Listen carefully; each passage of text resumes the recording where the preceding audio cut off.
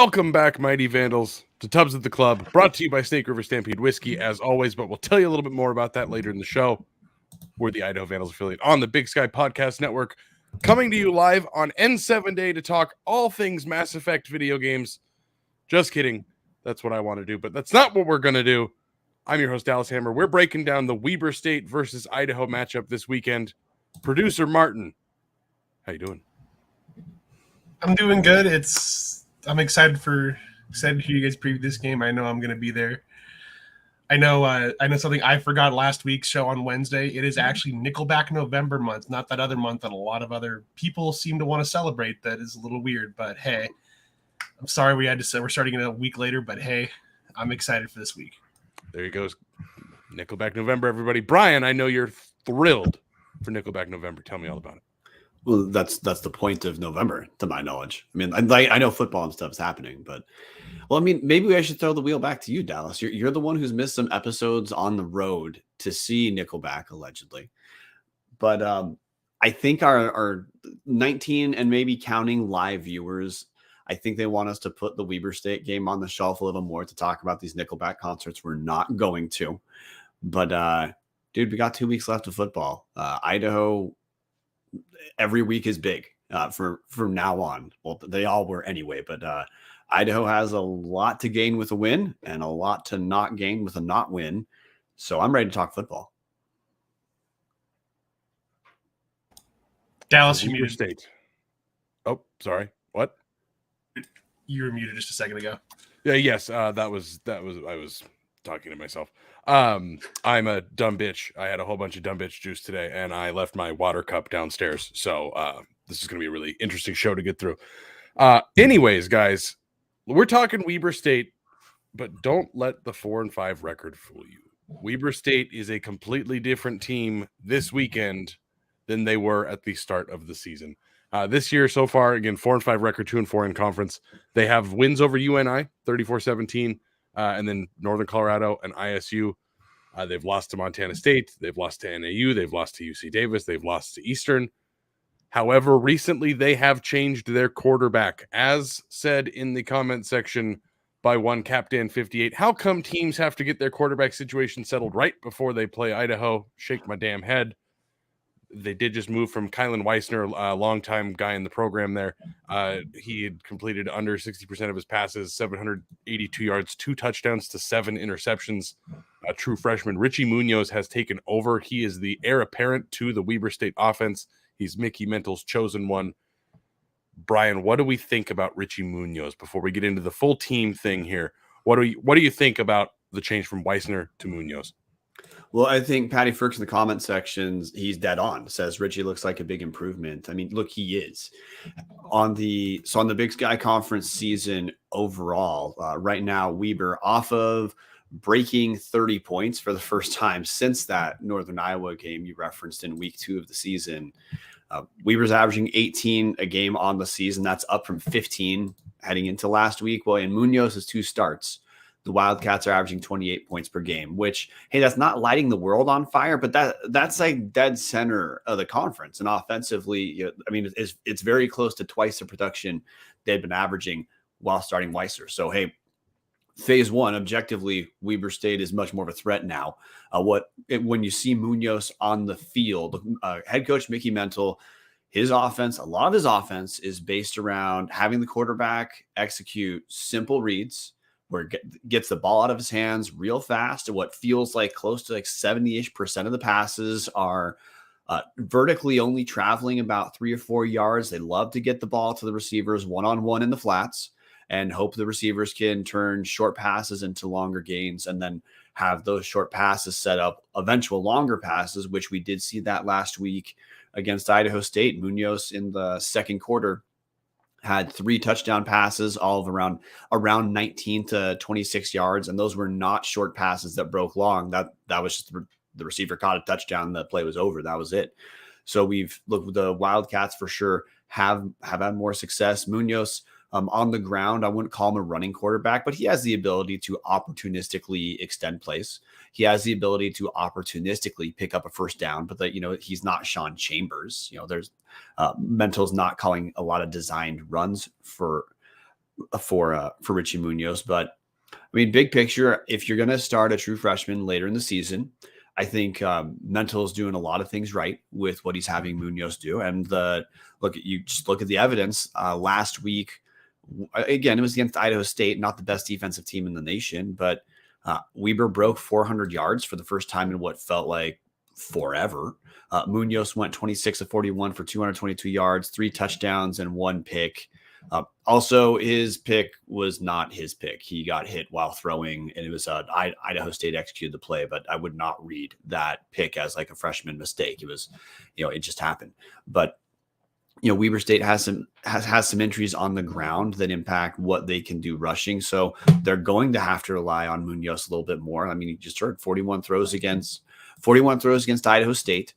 If you look, this was 2 weeks before because Idaho State was off of a bye against Eastern when Weber scored 23. Richie Munoz went 18 to 31. So, hey, he's averaging about 35, 38-ish passes over the last 2 weeks.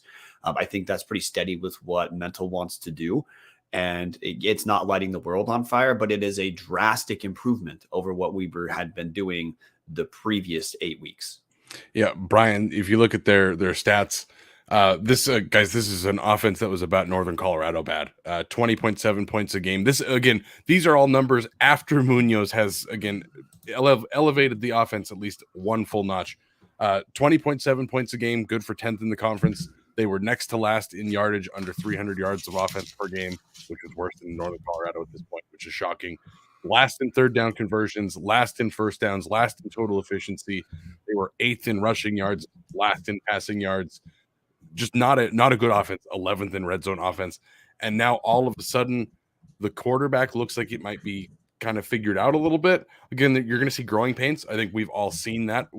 Idaho has trotted out freshmen from time to time. And I mean, you remember what Giovanni McCoy looked like as a true freshman getting thrown out there to the Wolves against Eastern. Wasn't a particularly good game, but what was he going to do? What was anybody going to do? I don't know if anybody expected Giovanni McCoy to be the best quarterback in the FCS 2 years later. I'm not saying Munoz is going to have a rise like that, but you're going to watch this kid get better, which is going to make their team get better, which is scary because when you look at the rest of their offense, now that they've figured out the quarterback, yeah, obviously this year is a lost cause.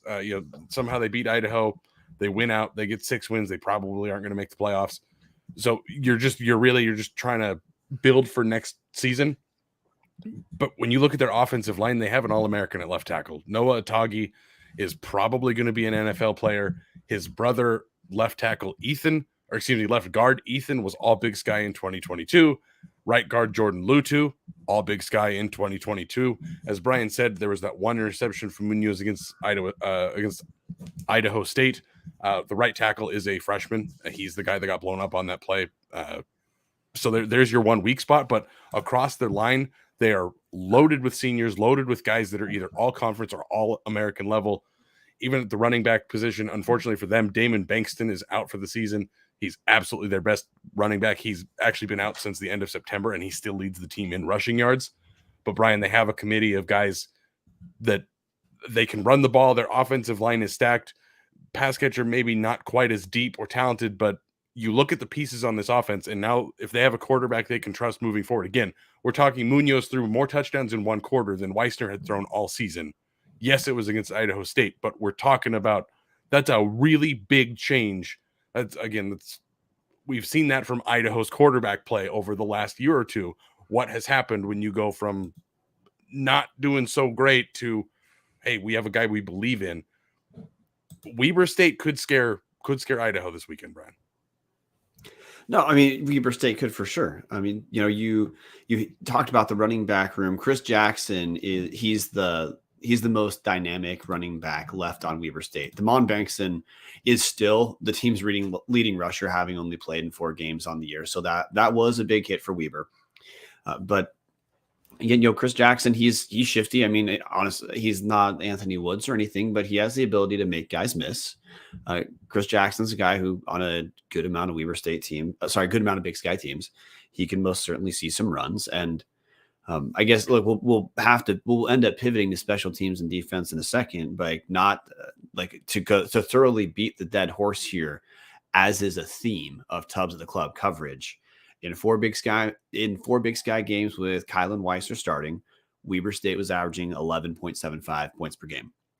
In the last two, like I said, they're averaging 28 with Richie Munoz. If you counted Munoz's first start against UC Davis, by the way, the 3 games Munoz has started have been not all of the toughest games Weber's played, but they've been a few of the tougher ones.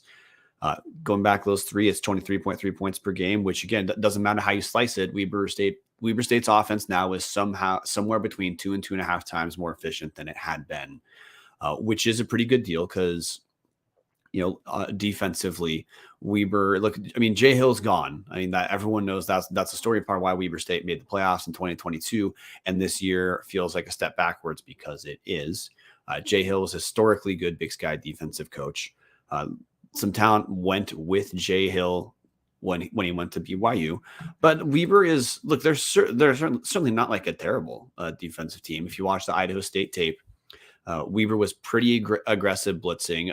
Now against Idaho State, they blitzed a bit more than they typically do. I mean, might be around twice as much, just because Weber was not concerned about the threat of any sort of run from Idaho State. But if you watch the tape, Weber State certainly can get to the quarterback, and they still have some confidence that their safeties can maybe bend a little bit between the 20s by giving up short gaps, for short passes that they're confident their DBs are going to be able to tackle and let those not extend further. A little bit of a bend, don't break philosophy, which worked very well for Jay Hill for quite a while. But I mean, this year defensively, they're not the same monster they had been, but still, hey, they're the number 5 scoring defense in the Big Sky. So that's top half of the conference. They're the number 5 total defense as far as total yards. So that's, again, it's top half of the conference. It's certainly better than what Idaho just struggled with against Northern Colorado. So, you brought this up early, Dallas. Weber State, look, they're a team that Idaho's going to have to be there. Idaho's going to have to be present for this game. Yeah, Brian, you mentioned Jay Hill moving on and Mickey Mental being promoted from OC to head coach this season. Part of the whole reasoning behind that is they were able to keep their co-defensive coordinators Grant Duff and Joe Dale around third year here for them. So Weber State really trying to hang on to what was being done with that program. Again, Jay Hill is one of the greatest coaches in Big Sky history. 68-39 in his career at Weber. Really, honestly, phenomenal output there. So they're going to keep doing the same things that they've done, which is play pretty solid football, not commit a ton of mistakes.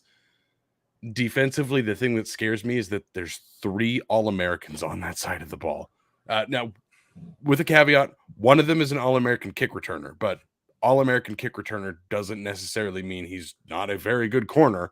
So you've got Winston Reed, All-American linebacker last year. He was the defensive MVP in the Big Sky this season. For the preseason ratings. And honestly, he's probably going to end up being the defensive MVP this season. Leads the conference in tackles with 91. He's got 9.5 tackles for loss. He's got a sack and a half. He's got an interception. He's got pass breakups. Like, the guy does it all. He puts up the stats, the kind of thing that we'd see with Favai and all of the Ellis family linebackers. Kind of the same thing, just sitting there in the middle, just eating up that side of the field. They've also got Maxwell Anderson, who's probably the best corner in the Big Sky. He's only got 29 tackles this year, but he's got 9 pass breakups and 2 interceptions. Again, you just don't throw to that side of the field. Then on the other side of the field is Abraham Williams, an All-American kick returner, the best kick returner in the conference. He does have a touchdown. He leads the league in 30 yards, or leads the yard in. Oh boy, words are hard, guys. He leads the conference in return yards, averaging over 30 yards a return. There's a bunch of talent out there. They've got Braden Wilson. He's an edge rusher that's tied for 7th in the conference in sacks. Brian, this is a defense that will get after Idaho. They are 2nd in the conference with 25 sacks.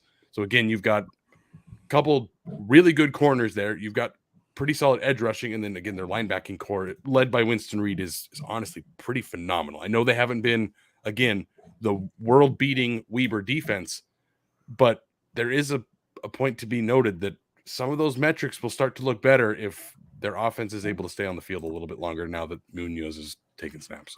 Well, hey, Tom Kendall asked in the comment section, how's Weber's time of possession? And look, you hit it.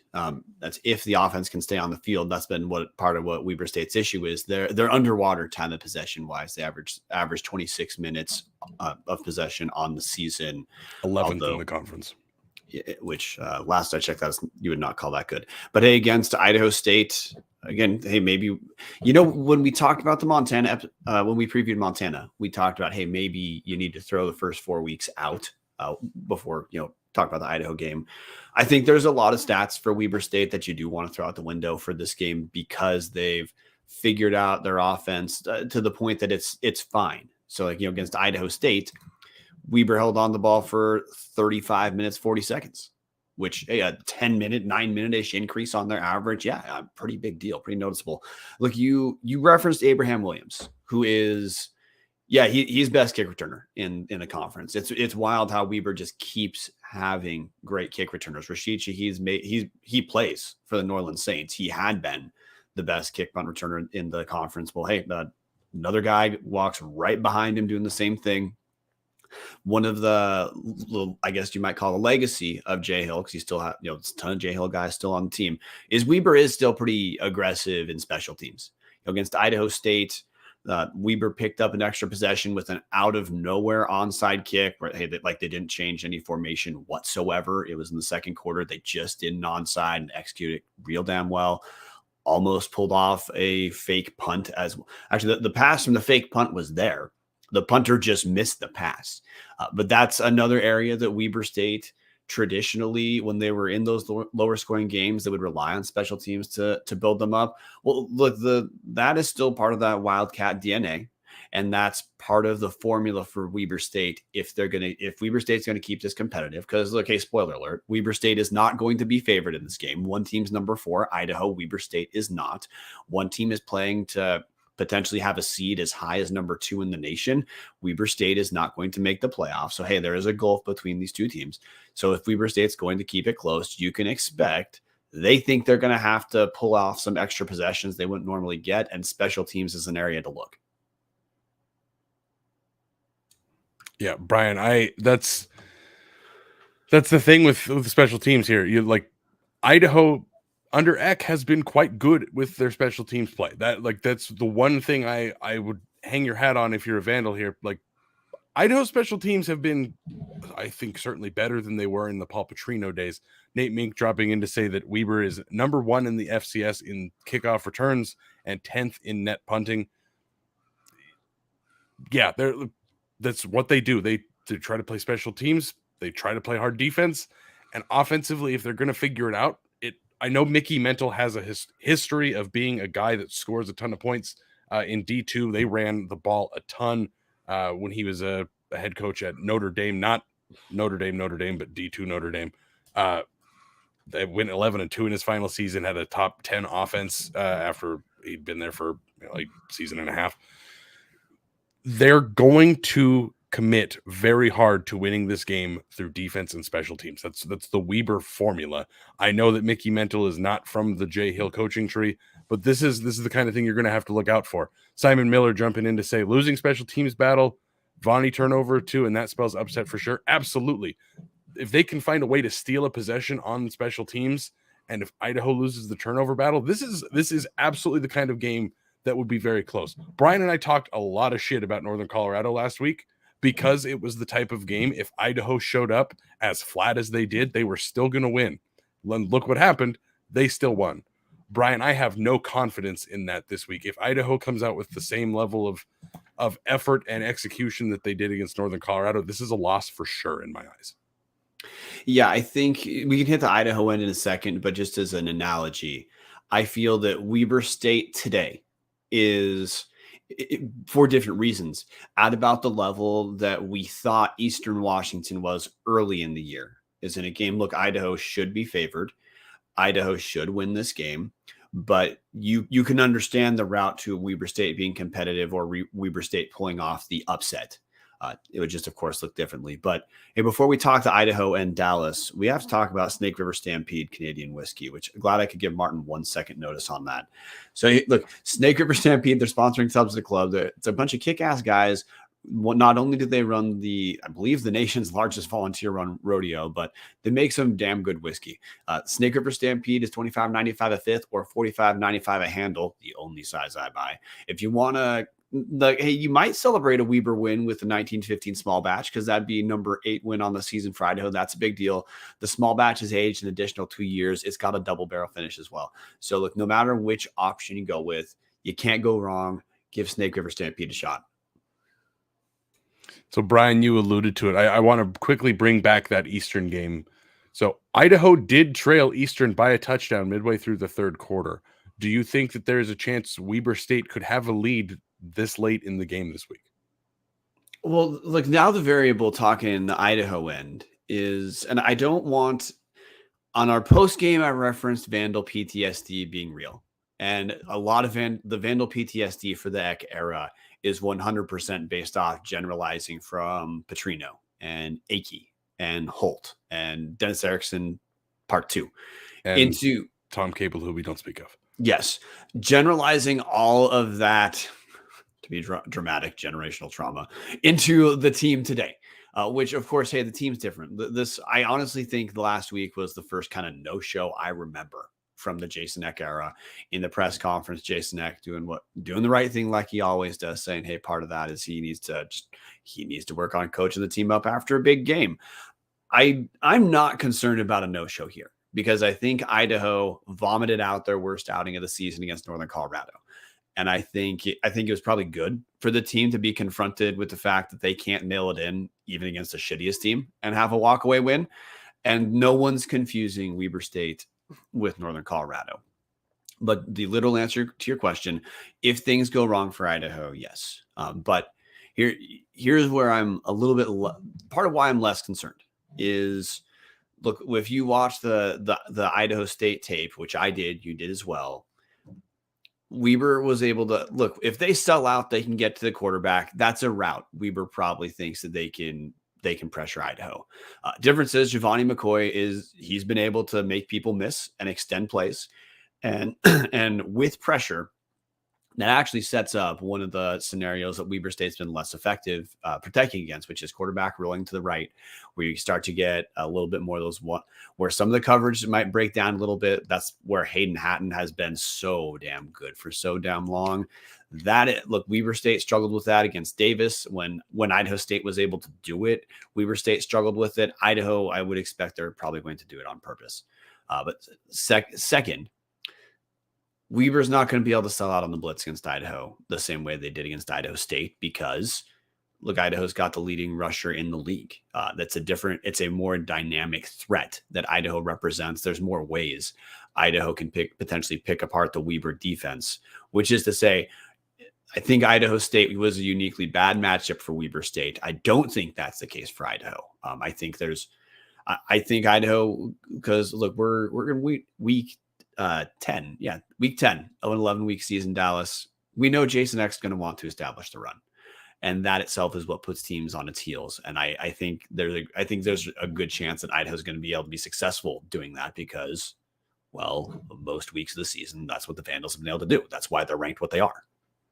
Yeah, Brian, I think you pretty much nailed it on the head. It's obviously discouraging to see that Weber State has figured out their quarterback, all of a sudden went down to the shithole of Pocatello and pulled off a win against. I know that Idaho State has historically been terrible, but I think going into that game, there's not many people that would have said Weber State is a better team than Idaho State. I think on paper, just looking at resumes and honestly how they have just played as a whole this year, Idaho State, most people thought we're going to beat Weber. But like you said, you go down to Pocatello, you know they're not going to run the ball. You know they're going to throw it. So you know it's pin your ears back, rush the passer on every single play, and you don't have to worry about it. Which then, when you're putting that much pressure on their quarterback, it allows Munoz to do a lot of those things that he was doing very successfully, where it was a lot of RPOs, a lot of simple play action with one read.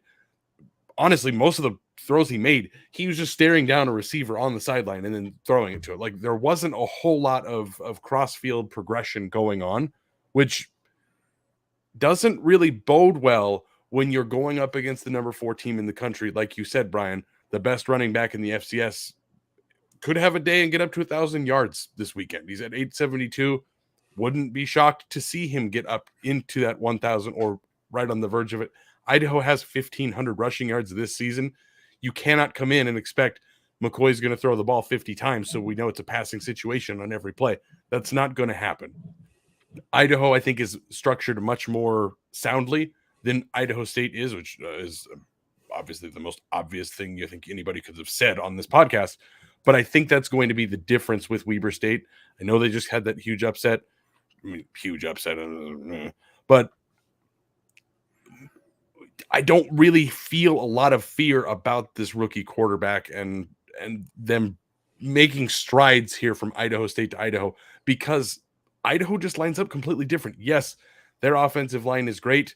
That's going to help, I think, a lot with Munoz, but I just don't see them being able to score enough points on Idaho to keep up with what Idaho should do offensively because of the ability to switch between letting McCoy throw it down the field to, again, the best receivers in the FCS, or letting Anthony Woods run all over. Or if Woods is hurt or dinged up or just need a change of pace, Nick Romano's having a pretty good year there as well.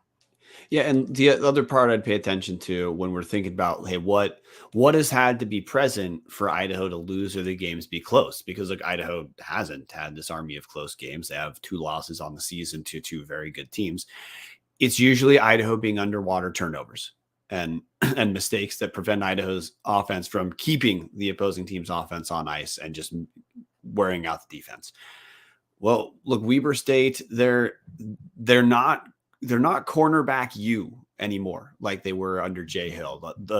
A ton of the first stringers left. One's out with an injury for the year, which Mark Collins out for an injury with the year. So relative to last season, this is essentially all second stringers. And I don't mean that because of graduation. I mean at the literal level. If you're a starting DB right now for Weber, you would not have been first string on that team last year, which is part of why Weber State is the number 10 pass defense in Big Sky play, giving up 236 yards per game, picked off 5 passes in Big Sky play too. I mean, Weber only has 8 picks on the year, 3 of which came in the Northern Iowa game in week 2.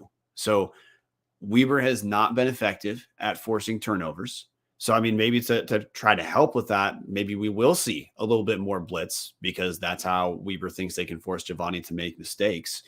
But on the season, Weber has not been punishing opposing offenses for being aggressive in the pass game. I mean, that's part of why I picked Idaho State last week. Another stat that I think you want to look at for Weber's pass defense. They're the number 9 pass defense in terms of completion percentage at 64.4% per game.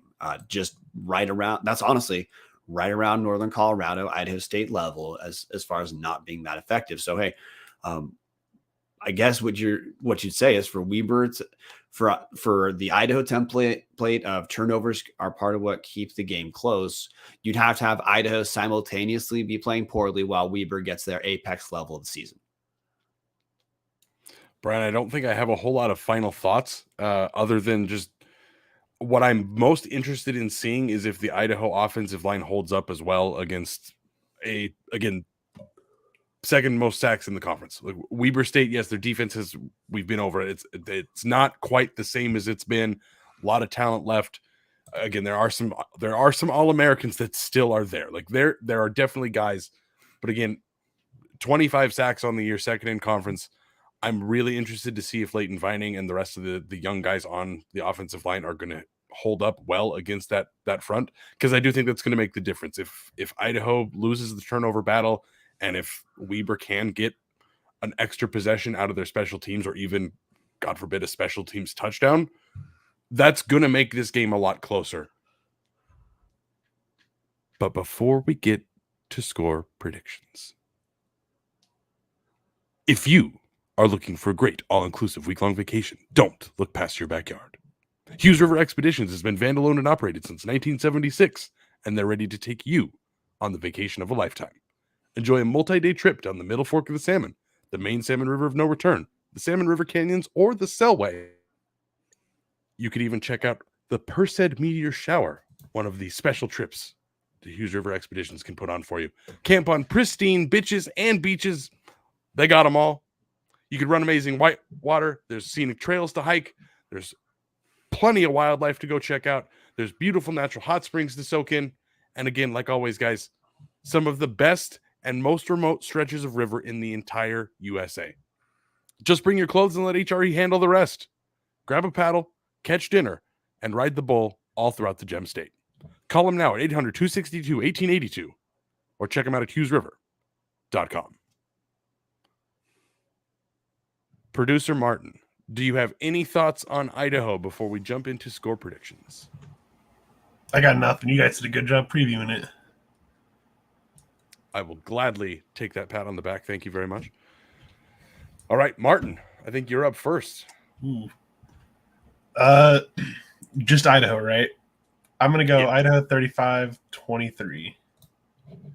Sadly, Nick does not get money for them using their name.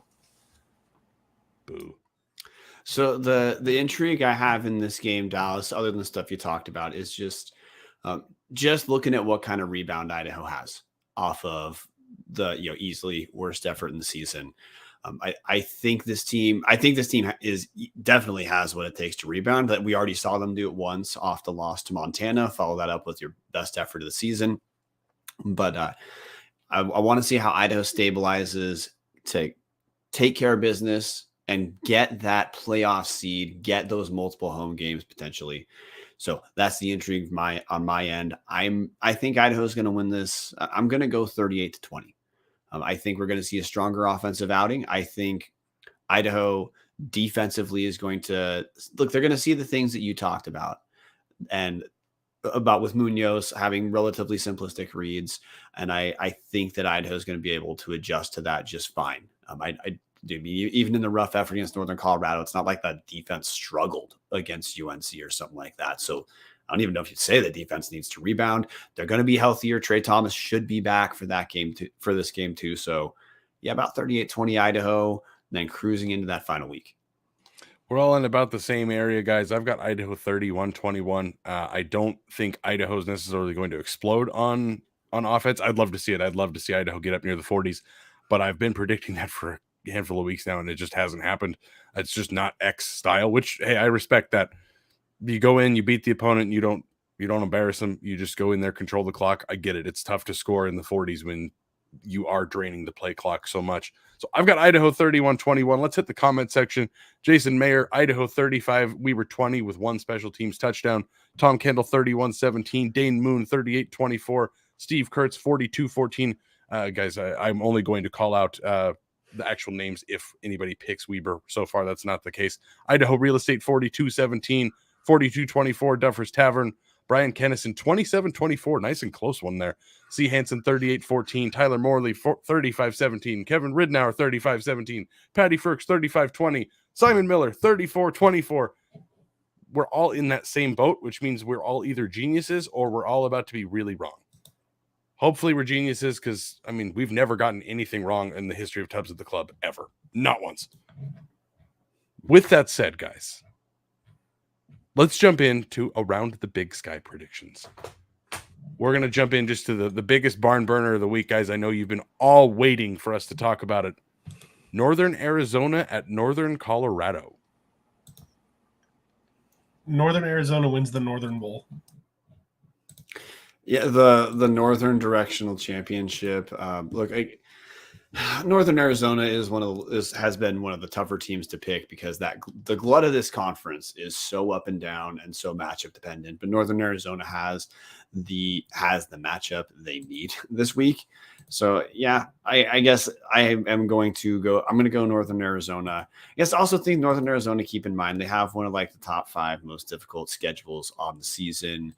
And I guess if you're looking for any intrigue, if you're watching this for some reason, NAU has switched up what they're doing at quarterback again. Angel Flores has been taking the most snaps under center So do with that what you will. Northern Arizona wins. Yeah, I got to go with NAU as well, guys. That I know that Northern Colorado obviously held Idaho to a much more reasonable output than what we had all hoped for, but I don't think that magic is going to carry on to an NAU upset. NAU is just a better team at this point. It doesn't really matter, I think, who trots out there at quarterback. Just overall, the program is farther along than UNC. Maybe UNC figures it out. Again, I think Ed Lamb will figure that out, but right now they're starting at square one. Tom Kendall in the comments, 24-21 NAU. Patty Ferks, NAU, although this would be very funny for UNC to win. Roger Dorn, right, 31, track 21. That is the comment of the day. Steve Kurtz, 24-13. Jason Mayer, 28. Northern Colorado 9, I think is what that says. It's little font because Jason likes to twist my buttons every once in a while. Or twist the knife and push my buttons. Words are, again, where I'm struggling with words today, guys. Last thing. This is the second freshman quarterback NAU has started this year. Adam DeMonte initially took over for Kai Milner, and anyway, we're on freshman number 2. Just again, I don't really appreciate Chris Ball's program. I think NAU should just be sent off to D2, much like Northern Colorado probably should be. Anyways, Simon Miller, not so fast, my friend. One guy picking Northern Colorado, saying Kuykendall, I really hope I got that right, keeps up his hot streak and gets Northern Colorado their first win of the year. the hot streak of 22 passes for 55 yards. Thank you, Simon Miller. I'm glad you're here for that. And then last but not least, C. Hansen calling it Northern wins. I think we're probably pretty spot on with that one. All right, guys. Patty, I know you're going to love this one. Eastern Washington at Montana State. Montana State. I have no idea why you'd go there. So Eastern Washington has the second worst rush defense in Big Sky play, giving up 225.8 yards per game on 5.9 yards per carry. Montana State averages 298.8 yards per game in Big Sky play on 7.8 yards per carry. Something's going to break, and it's going to be the Eastern defense. So no, Montana State. And look, this is a must win for Montana State. If they're, Montana State needs to win out to try to move their seed up. They have their huge game next week. So maybe this is one of a couple quote unquote trap games this week. But I am not concerned about Montana State blowing this. Yeah, this is the worst game on the schedule this week. As Patty Frakes jumping in, or Patty Frakes, I still pronounce your last name wrong. I just have done that for years, man. I'm a fucking piece of shit. Dude, this is gonna be bad. That's really all he said.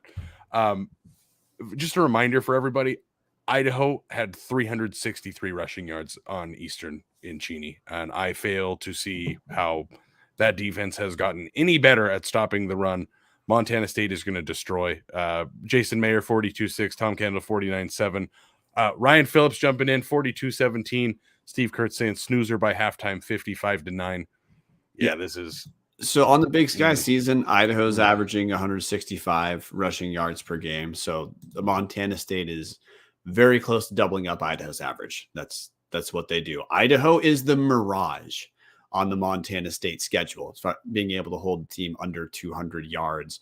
Honestly, holding the team under 300 yards has been mirage. It's happened twice, Idaho and South Dakota State. One last one. Brian Kennison, Bobcats 44. Red turf, not as bad as blue turf, 13. Fully agree on that, 100%. I don't mind the red turf because I look at it as a big old middle finger to Boise State. You're not special. Anybody can do this. Anyways, another barn burner, guys. Cal Poly at Sac State. Sac State. Well, definitely going Sacramento State. And the intrigue for me here is this is a must win for Sacramento State. They sit at 6-3 on the season. They're still around top 10-ish, which is, I don't know, maybe both surprising and not. The Hornets have 2 quality wins on the season. Shockingly, Nichols is a quality win right now based on how the conference play has gone. But I think Sac State needs to for sure win out for the playoff hopes they have. And I think with the psyche we saw from Sacramento State completely imploding against Montana State, this Hornets team wants nothing to do with a must-win last game of the season. which it shouldn't matter because Cal Poly's terrible. So picking Sacramento State, but that is to me if you're going to watch this game, that's what you're watching. Is can Sacramento State get it together to avoid dealing with some adversity last week of the season they're not ready for. Yeah, jumping in, Patty picked 45-24 Montana State. So the Eag fan here does think it's going to be a little closer than the rest of us do. But yeah, Brian, honestly, after getting blown apart 34-7 to Montana, this feels like you have to bounce back right now because you don't want I know UC Davis is definitely down this year, but there is no bit of Sac State that wants to be going into the Causeway Classic on the road, hoping to get that win number 7 to get in. Again, they played Montana State close. They played Idaho close. They beat Stanford. Like, they have some quality losses on their schedule and then the FBS win. But really, if you lose to Cal Poly and you lose to UC Davis and you're sitting there at 6-5, you don't really have a resume that screams, grab me. Now, I will say, Jason Mayer points out, hey, Sac State needs to win to stay in the top 8 because all the other teams around them are losing. So again, we're talking like nightmare scenario here that they lose both of those. They're 6-5 and they're either the last team in or the first team out.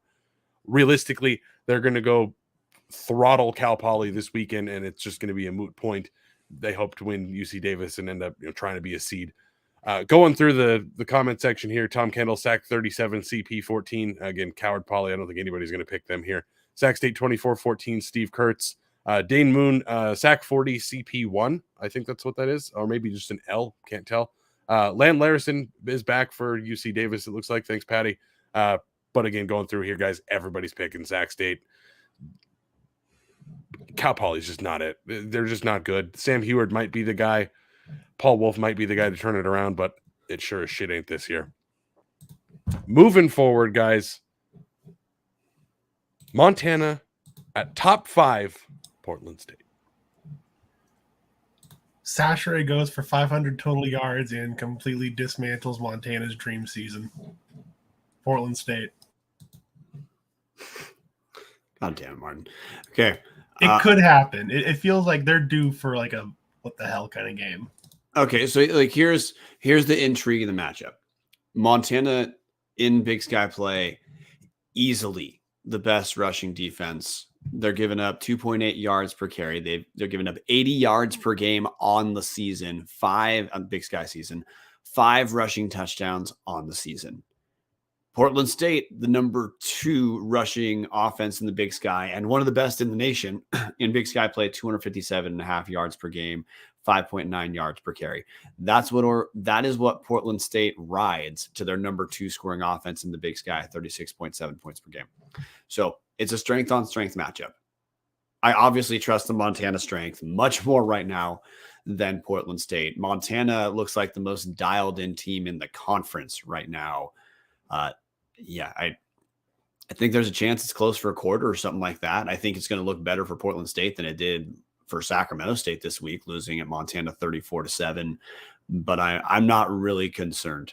Again, Montana's dialed in a way that this looks like the kind of Bobby Hauck team that if you're a Grizz and you're stoked about him coming back for that second stint starting back in 2018, this is the type of team you're hoping to see. Yeah, when you're talking about strength on strength, Brian, what I hear is, okay, this is going to come down to coaching. And unfortunately, I believe a lot more in Bobby Hauck than I do in, again, people seem to forget this. Bruce Barnum was one of the 2 finalists for the Idaho State job. Like, the guy is probably not long for Portland State. I know they've had a swing up a little bit this year, but again, they're just kind of mediocre at all times. It just is what it is. I do want to point out the comment section saying, hey, this game could be closer than people think. It's right in between those 2 big games. You got Sac State. You got, again, Montana State at the end of the year.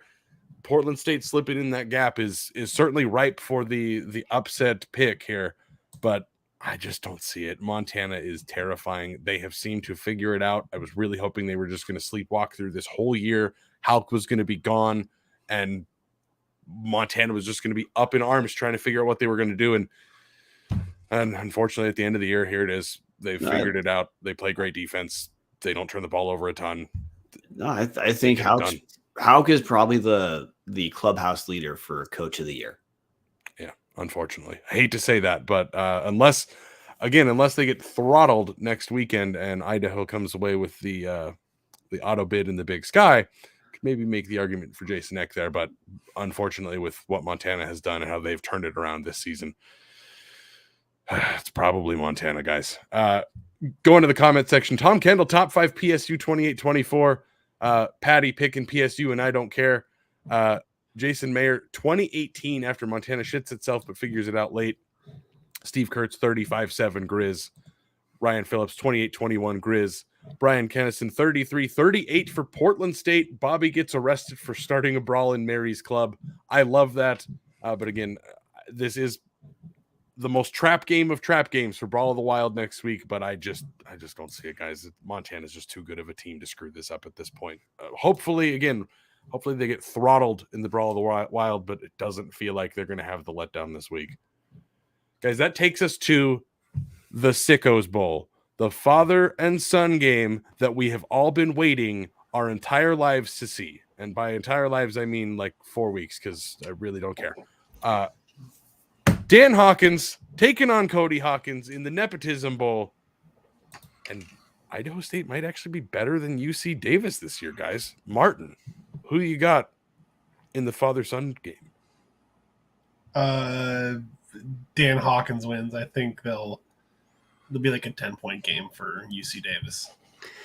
Yeah, I got a reality check on Idaho State last week against Weber State because the story of Idaho State has been one of the more promising stories of the Big Sky this season. But the Bengals they're still a 3-6 football team. They're 3-3 in Big Sky play.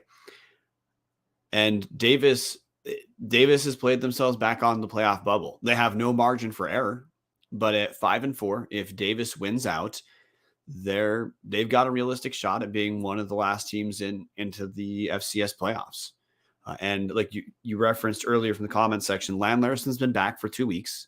He's rushed for over 100 yards in each of the games back. A couple weeks ago in a 38-21 loss to NAU, which is part of why, Dallas, you're low on Davis, because maybe you should be. Larison, 24 carries for 101 yards. Then last week against top 5 Portland State, Larison, 25 carries, 136 yards, and 3 touchdowns. So, the dude's back. The dude's healthy.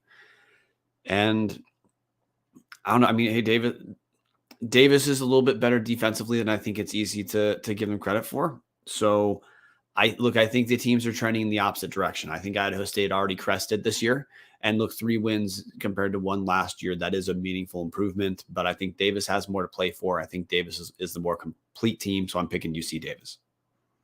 Yeah, I mean, obviously, you always want to beat the family members, especially when you have basically been in your dad's shadow your entire career. Just the way that things have worked out, from being a quarterback that probably shouldn't have been playing in Power 5 football to being the offensive coordinator to I can see where Cody Hawkins is probably really fired up for this game, really wants to go, kick his dad's ass. He's obviously very familiar with the UC Davis program, having been the offensive coordinator for so long there. But I just don't see it. Like you said, Brian, UC Davis has so much more to play for in this game. Again, if they win, they're still kind of on the bubble. If they beat Sac State in the final game of the season, I think 7 wins gets them in. This is a team that has a ton to play for. They're getting healthy at the right time. Like you said, ISU has absolutely peaked already, which there's nothing to be upset about. I know that we love shit on the Bengals, but if you're a Bengal fan, you went from Rob Fennessy to 1 year of Charlie Raggle being just absolute tire fire. And I mean, yeah, I think he said the right things. He pointed out that not a whole lot's going to fix there unless things get changed. But Cody Hawkins comes in and finds a way to pull off 3 wins. That's exponential growth from previous seasons. But this just does not feel like the kind of game that's going to happen in.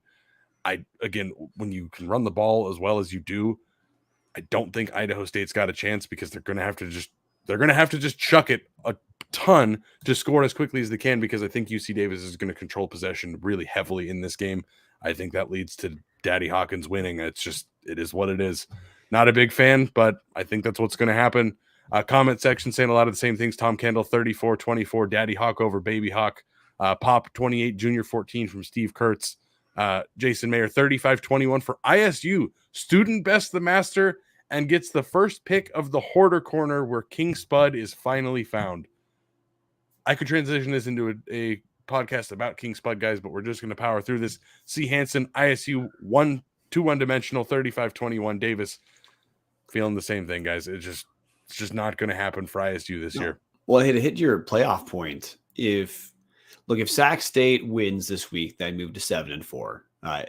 Wait, no, never mind. I'm saying that wrong. If Sac State wins this week and Davis wins this week, it feels like it is setting up the Causeway Classic to potentially be a de facto playoff game. Because Sac State they'd be at 7-3. My bad. Okay, they'd be at 7-3. And Davis would be at 6-4. If Davis picks off that win, they're both 7-4, but Davis has the head-to-head. And what Sam Herder has been saying, if you follow Sam Herder, one of the national FCS reporters, his belief is that there's going to be a ton of teams in that 7-4-ish range, and there's going to be a bit more heartbreak this year than you might guess. So, it's usually safe to assume the Big Sky can get 4 teams in. I am not confident that there's a chance at a 5th team for the Big Sky. So that is a storyline to pay attention to if you like to watch the whole conference, is the collision course of Sacramento State and UC Davis for the Causeway Classic. Final thoughts, guys. Tom Kendall jumping in. Can we pick the Vandal soccer game? Big shout out to the Vandal women who won the Big Sky this week. They are going to be taking on Gonzaga, of all places. It is here in Spokane, 5:00 Pacific time, November 11th. That's Saturday. I don't have great hopes, guys. Gonzaga's got a pretty great program. They've knocked off some ranked teams this year. I don't love that. Probably going to have to pick the Bulldogs in that game. I'm sorry.